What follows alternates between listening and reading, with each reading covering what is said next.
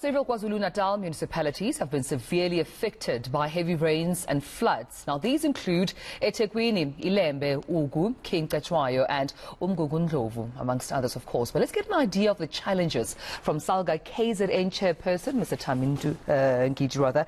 Thank you so much for joining us, Thami, and good morning to you. What's the extent of the damage and the work that I suppose lies ahead for these municipalities in KZN? Well, actually, I'm Thami Ntuli. The damage is catastrophic in all the affected municipalities. Many people are homeless, as you would know. Number of people who passed on and the people who are still missing. The biggest challenge the municipalities are faced with is that the local government sphere is underfunded. For the fiscus of the country is receiving only 10%, which makes it a challenge that when times like this come, it's not easy to provide the real solutions.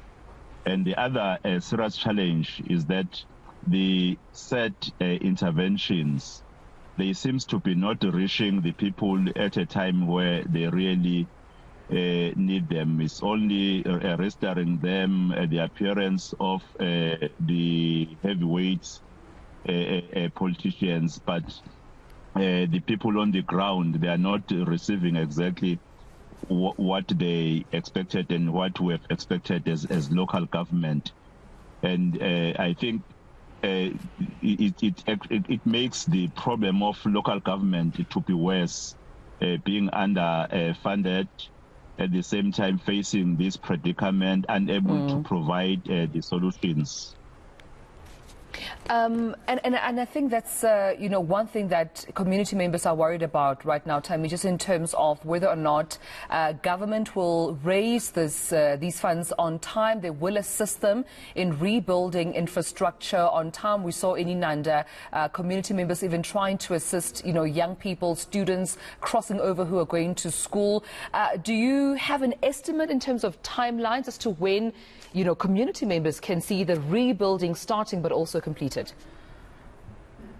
Well, it's still a challenge to even estimate that, owing to the fact that only the announcements are now active, but nothing quite significant is happening on the ground.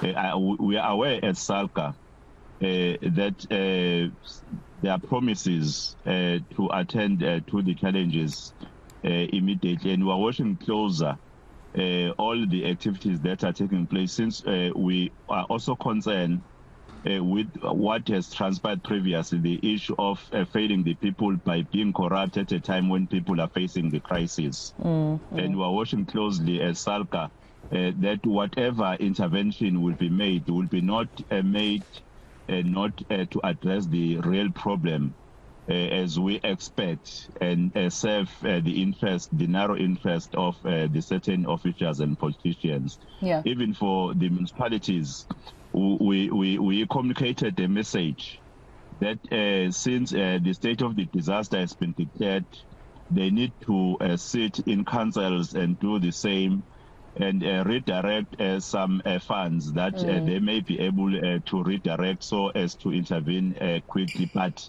cautioning them that everything must happen according to the MFMA, and there must be transparency and no corruption and corruption. And we are watching all such movements very closely as SALGA. Apart from that, we have decided that we need not to only be the spectators. We have started to make a call to collect donations as SALGA in KwaZulu-Natal, in all our offices in the whole country in South Africa.